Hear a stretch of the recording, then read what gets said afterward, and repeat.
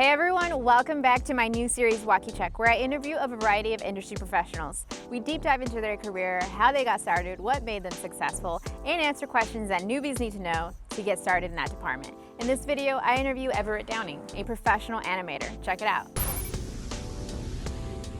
Today, I'm interviewing Everett Downing, a professional animator, a feature film story artist, and director. He's worked in the industry for over 15 years and has worked on films such as Toy Story 3, WALL-E, Ratatouille, Up, and Hair Love. He co-directed Hair Love, the Oscar winner for Best Animated Short this year, and now he's at Netflix working on a new, unannounced animated project.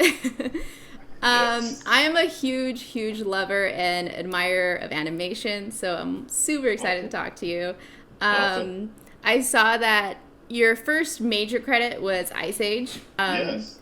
Can you tell us how you got started on that? Like, what led you into animation in there? Sure. I had a little bit of a windy past. It wasn't a straight, like a very straight path, but it was really interesting. I actually, when I applied for the animation position at Blue Sky, I was actually already working. I was going to school in Chicago. I was going to Columbia College, and I was freelancing as a story artist for Big Idea for VeggieTales. That's how I was like kind of like making my money. Actually, at the time, I was actually working on another property, but that Big Idea was doing called 321 Penguins. Mm-hmm. And I had been trying to break into animation for a while. I was storyboarding and I wanted to animate. Like that was kind of my dream.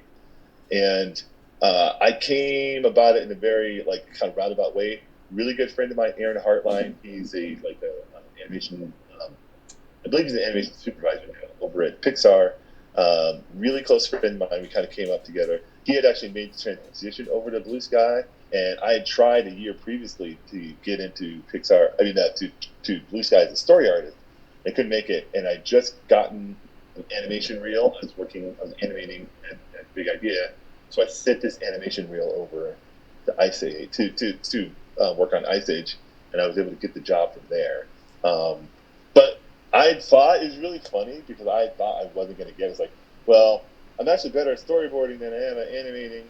I don't even think if I can't get the storyboard job, I don't know if I can get the animation job. But they just really liked the animation reel that I gave. And I remember I was interviewed by Chris Wedge, actually, who's the director of that film. And he was really great. It was such a great experience. A great transition. Yeah. What was it about your reel that like really stood out to them? I'm not sure what it was. I think it's just like, I had like a lot of really fun sort of personality that was in some of the stuff I was doing. I know at the time, when I look back at some of my earlier stuff, is very raw. But I think because I came from a traditional background, I had really strong storytelling abilities and stuff. So, like the other stuff, I think the polish is something that you can learn over time. But like that, like really great, like acting or storytelling poses, that's kind of stuff that's hard to teach. I think so. I think that's probably one of the things that he spotted out and why he hired me for the position. So when you were working on Ice Age, were you animating like the main characters, or what was your job there? Yes, I was animating the main characters. And basically what they do is like when you get handed out shots, like you'll get assigned a shot, and like if you're a full-time animator, you're going to be animating the main characters in the shot. Sometimes there'll be a lot of characters, and they'll have a crowd's team that will handle some of the background characters, but you'll handle the main characters. So I actually remember the first shot that I got. It was like a Manny, he was the big mammoth. Yeah. And I remember opening that thing, and we have these character rigs, these very like intense character rigs, and I just remember this thing coming on like a Christmas tree, and all these controls just like I felt like they just kept turning on. I'm like, is this thing gonna end? Like there were so many controls, like micro controls everywhere, and I just remember feeling like just very overwhelmed. Wow. So you had experience as a storyboard artist before that. How did you get into that? That is actually a very interesting story. So I was actually going, like I said, I went to school at Columbia College, and I was learning to do two. I wanted to be a 2D animator. Actually, I thought I would end up at Disney working on. At the time, I saw what was the movie I'd seen there. I think it was maybe Aladdin, and that should give you an idea how long ago it was. And I'm like, yeah, I could do that. Like, I want to do that. And I remember I took a class. There was an animation two class. It's called Animation Two. It's a second year class, but it's really a storyboarding class because like they're just teaching you how to storyboard. That's basically what the class was. And my instructor, who actually ended up becoming my mentor, he was very instrumental to like my growth as an artist. I remember he saw the boards that I was doing for his class, and he was actually a story artist at Big Idea.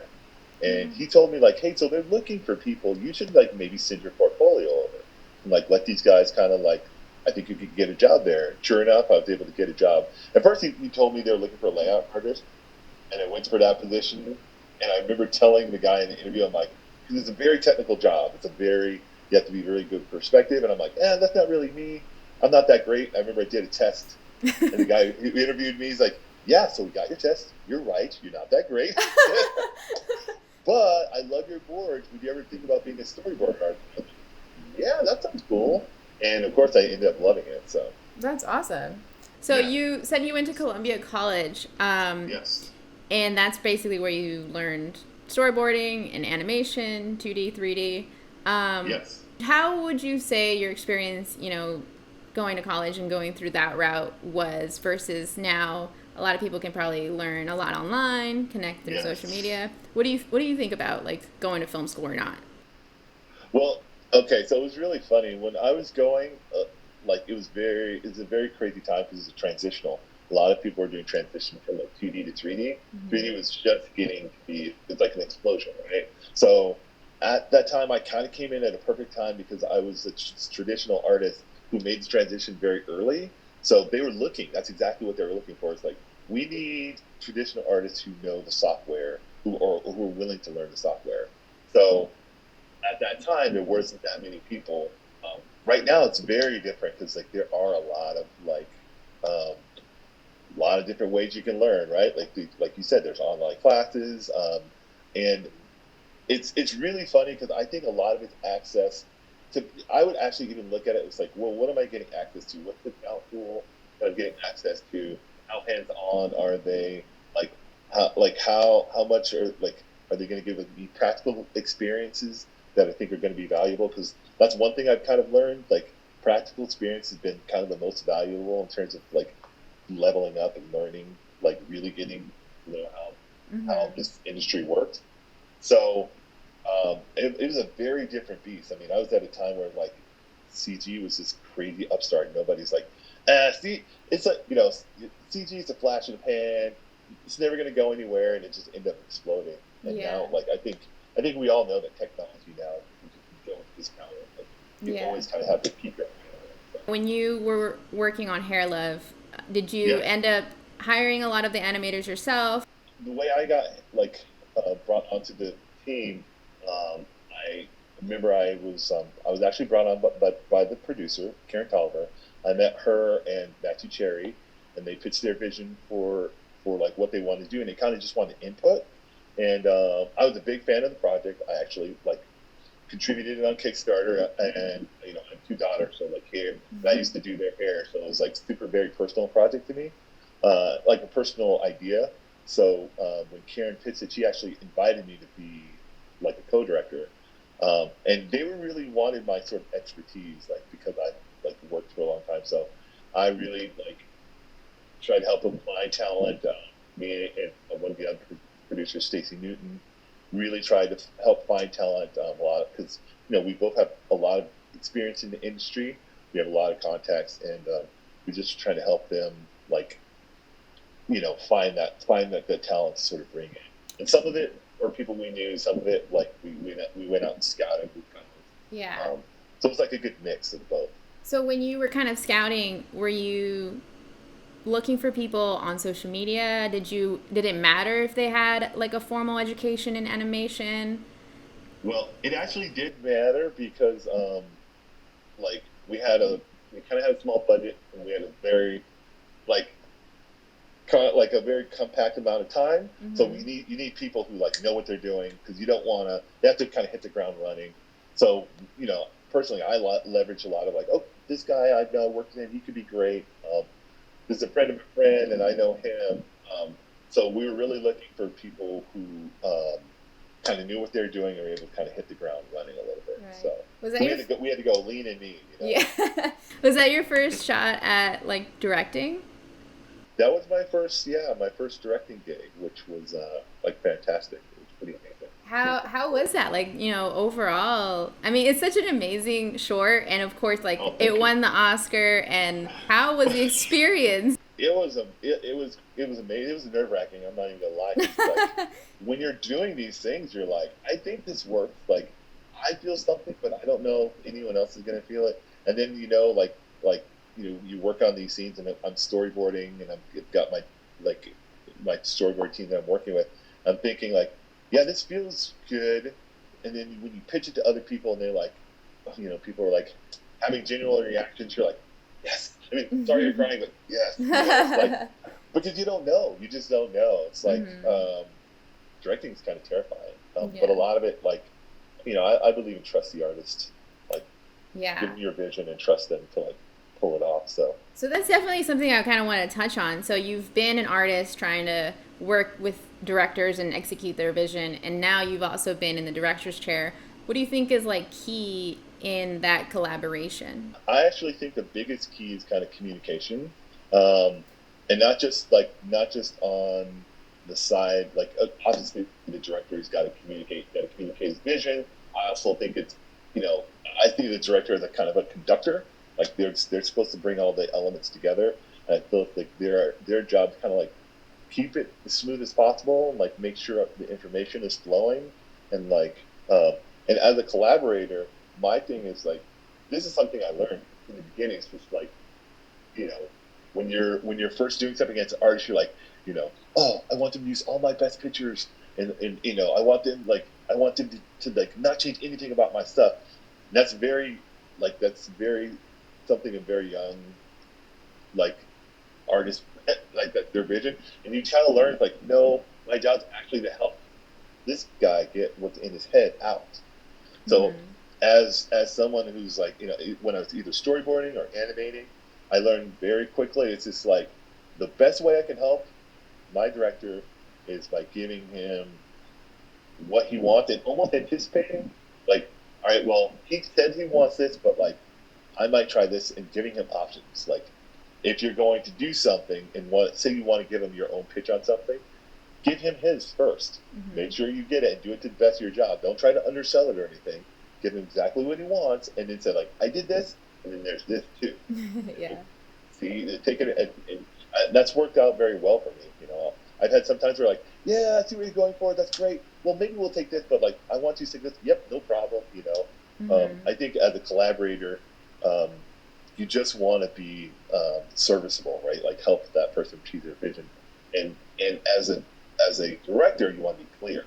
You want to be clear and decisive, and say like, yep, that's great. Let's do this, because communication, if it's not hitting, that's what makes things take longer. What are some of the skills or some of the things that you look in someone that you want to hire them for? Actually, it's funny because I just had this conversation. So one thing that I look for is just like, there's a certain amount of there's a certain amount of eagerness. Like, I really like people who are excited about like not just the project but then the job as well in animation. I also look for kind of how communicative they are. Like, there's certain questions that they can ask, like that person like asking really really good questions. Usually, and that's usually like, what's the character thinking at this point, or like there are certain like what kind of happens after this, like what else is there? Oh, one of the things that I'm definitely looking for is assertiveness. People who are kind of like assertive and like don't they're proactive, right? So it's like, I'm going to give you what you want, but I'm also, again, it's that same thing where I'm giving you options too. I'm going to try to get in your head a little bit. And they're the, and it's hard to find those people. Like everyone, like no one's going to get exactly what's in your head right away. But I think if you find those people who are asking all those questions, all those really good questions, that gives you a key of like, yep, that person is probably like searching for, like really searching for the meaning behind the shot. Mm-hmm. How long did Hair Love take, like from inception Oh to? my gosh, it's so funny. So like a big part of it was like spinning the story because like we're moonlighting, right? It's like we all had Mm-hmm. like freelance.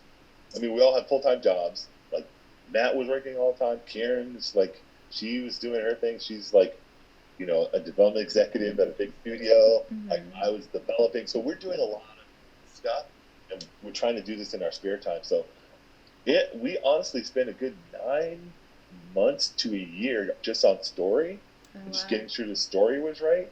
And then once the story got locked in, actually production, because that's where all the decisions are made, right? Like Mm-hmm. in the pre-production. Once you get in production, there's still decisions, but it moves a lot. It should move a lot quicker if you set up your production properly. It should run a lot smoother. So So overall, maybe was it like 2 years, about a year and a half. year and a half? And how did Yeah, it feel when it won the Oscar? surreal. I don't even know, like, because every step of the way, it's like when we were done, we're like, oh, this is pretty good, and then we dropped it like online, and the reception was ridiculous. I was like, wow, people really like this. This is cool. And then people start like, and it wasn't us. It's people like, you know, people who were doing reviews, and like the media was like, I don't know, this seems like a Oscar contender. I was like, oh my god, they said I didn't say that. So um, and even when we were announced, like when you find out the nominees, like even that felt surreal. So it was just crazy. It felt really That's crazy. amazing. I mean, yeah, I loved it and it was amazing. Are Thank you you, planning thank you. on still directing further projects? Oh, definitely, definitely. I'm actually right now I'm working on a project over at Netflix, an announced project that I'm super excited about, and I've got other projects that I'm definitely interested in. I want to do more because um, that's the one thing I did find out. Like I genuinely love doing this, and I love animation, and I want to be able to continue to contribute to it. Yeah, I love the art form. for sure. What have been your favorite Mm. projects to work on? I could give you a couple there because I have a bunch of different milestones. Mm. That's like you'll find out like as you get into your career, you just have these moments. You're like, oh, that was a milestone. That was a big moment for me. Um, I loved the original Ice Age because that was such a great family of people, and it was my first time in animation, so I learned a lot. It was just amazing. Like living in New York, that was really great. The next one after that was actually working on a Ratatouille. Such a great project because like I got to work with one of my idols, which is Brad Bird. Like I'd wanted to work with him ever since I saw Iron Giant, Mm. and I really wanted to work on Incredibles. Missed it, but um, but I really like that was such a like I leveled up so much as an artist. I learned and like because I didn't think I was going to get that job, and I got it, and I learned so much. I was really grateful for that. Um, I actually loved Up as an artist as well because I was kind of got a few opportunities to grow, and that was the one I was very in tune to like what he was trying to make. I'm like, yep, and that was really great. And then actually, I really liked working with Jorge Gutierrez, like on his project at Netflix. He's amazing to work with. He has a lot of trust. Uh, he brought me in. He asked me to come into the project, and put a lot of trust in me. And loved the team. The team was amazing. Um, Mm-hmm. so that was great. And then, like right now, I'm having a time of my life on this project. It's like it's a project that me and a fellow co-creator are working on, and it's really kind of our dream. It's just like the dream project. So That's it's awesome. been So, speaking of Netflix, I saw this video that Netflix put out. It was called um, Black Creatives in Animation, and it was oh about an yeah, hour long interview, like a the panel. panel. Yeah, Yeah. and you were on it, and it was such a good conversation. I really loved hearing of animation and hearing about the diversity. Can you kind of expand further on what it's been like working in animation and being a Black voice in animation for the past 15 years, and maybe how it's shifted. Yeah, I can definitely talk about it. Um, it's definitely was very strange when I first came in it, because you kind of get like, oh no, like it's diverse, like there you can find a great mix of people in any, like I was, I don't know if I would say I was naive, but I kind of came in thinking like, when you're in college, it's like there are other Black students who are in the animation program who are with me, and I'm like, no, like this is I'm sure I'll run into a bunch of people. And I remember just like the first job, and then I'm the only like Black person on the staff. I was like, oh, that's interesting. Second job, third job. So it was very surreal for me, and I kept asking myself like, so what's happening here? Like why is this happening? And it made me kind of like look at my personal outlook on the art form, and how it's being treated. Um, and luckily, I was able to get in touch with a lot of other Black creatives that are in animation. There's not there's not that many at my level, I would say.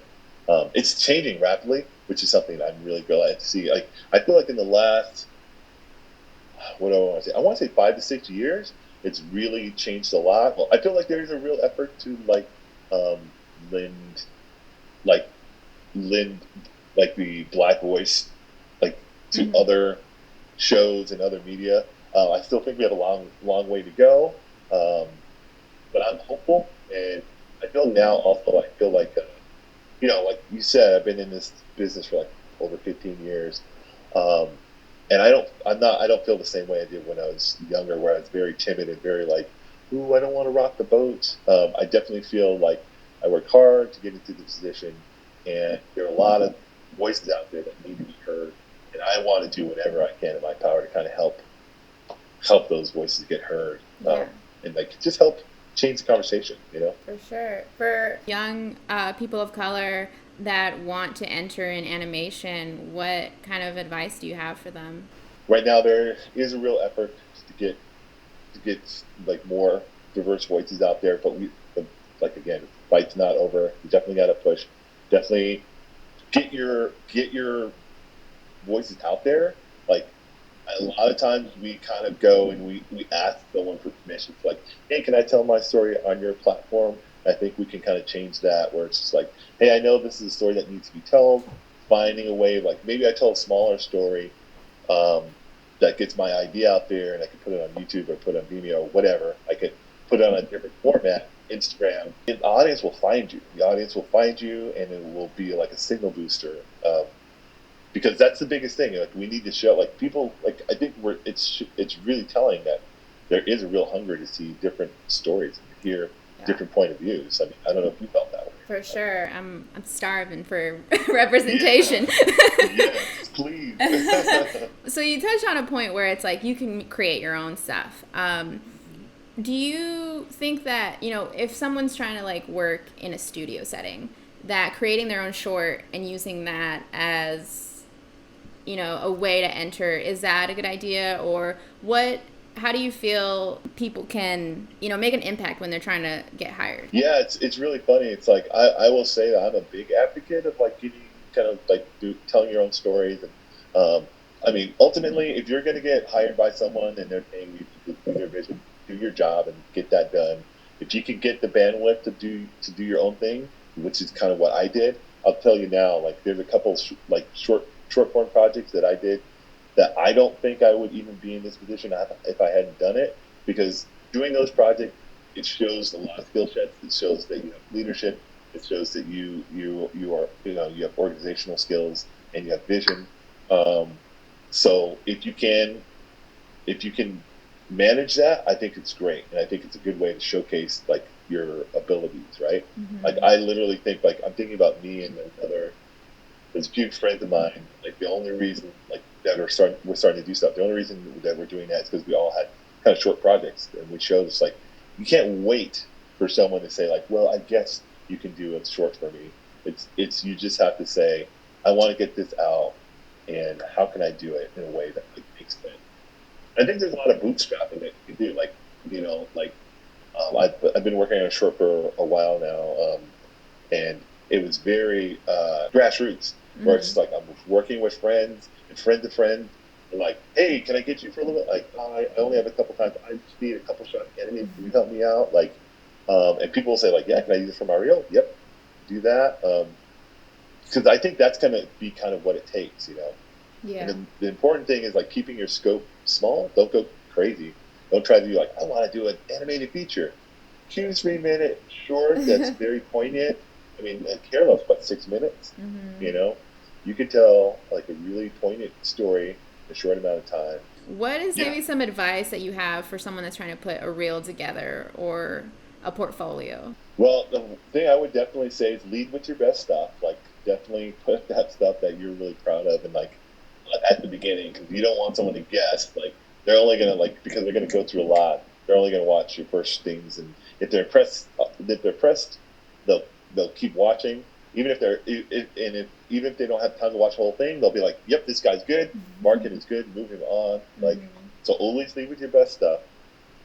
Get your friends, get your critical friends to take a look at it and like give you some real feedback. I mean, I had like there are a few times where like I think one of the big quantum leaps I remember making was when I took well, I had been having a lot of luck. I took a portfolio. I took it to a critical friend of mine, and he was just very like he was not mean about it. He was like, "Hey, so this is not your strongest piece. Like maybe think about this. If you want to include this piece, you need to spend like another 10 more hours on this illustration or whatever." Like, getting that critical feedback. That's like, well, number one, you got to like build up that thick skin just as creators, like who are trying to show the things to people. You need to develop that skin, but also like getting that feedback. You learn how to get that eye, so you know now it's like, okay, so now I know how to put a portfolio together. Now I know how to put a reel together. And then finally, when it comes to putting a portfolio together, definitely have something that has a little bit of yourself in it. I found that the pieces that people always like whenever would get interviews for story, I had a few. I always had one or two pieces. Whenever I do a new portfolio, I would do my own personal piece, just a storyboard that I just made up. And people always comment about that because it tells the most of like who you are and what you're about. Because people would tell you like, "Oh man, that cowboy thing you did, that's crazy! Like, where'd you get that idea? Like that was really great. I love that piece." So, and a personal pieces speak more to who you are as the creator, as a as a talented person. So, have you ever gotten any like feedback or criticism that you disagreed with? A lot. Like how do you balance like trying to like improve yourself, but you're like, I really disagree with what you're saying. You know how you do it, like, and like you get a second opinion. Yeah. So you go and you get multiple opinions because I don't just talk to one person. I talk to several. And if the same note comes up, that's fine. And the same people say the same thing, then it's not just you. I mean, it's not just them. It's you. Like, you got to really take a hard look at it. And if it isn't, like, sometimes it's like, well, what are they bumping on? Maybe it's like this one thing. Like, maybe I'm trying to, like, communicate this idea, but I'm not doing it in the best way. So maybe I need to change the way I communicate it. Yeah. So that's to me, that's the best way to deal with it. I don't know if you've ever dealt with imposter syndrome or just kind of in general being insecure about your work. I know what you're talking about. I'm the greatest. I'm the greatest. Every day. Yeah? How do you deal with that?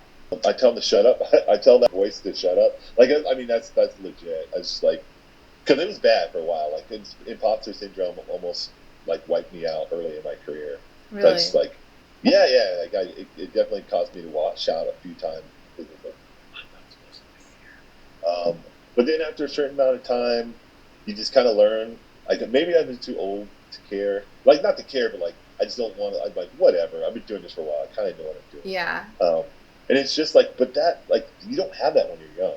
It's like when you have a certain number of projects behind you, you're like, no, I've done this. Like, I know how to do this, you know?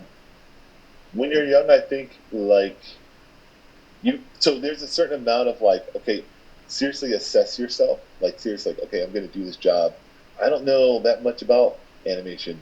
Like, for example, when I made my transition to Blue Sky, I went from, like, animating on a direct-to-video show, like a feature film. I was freaking out. I mean, like, again, the first time I saw that Manny, they told me to do a walk cycle. I'm like, here you go, do a walk cycle. I'm like, yeah, no problem. He left the room and I'm like crying. I'm like, I don't know what to do, you know. But like, I always think it's, you know, some advice a friend told me is like, hey, you know what? You know how to eat an elephant? One bite at a time. Just take what you can do, and like you just got to manage that, you know. So, what you can do is like, how does that fit into the whole imposter syndrome? Manage it by saying like, what can you do? What can you control? Worry about that. Everything else, don't worry about that. Like, it will fall into place, you know.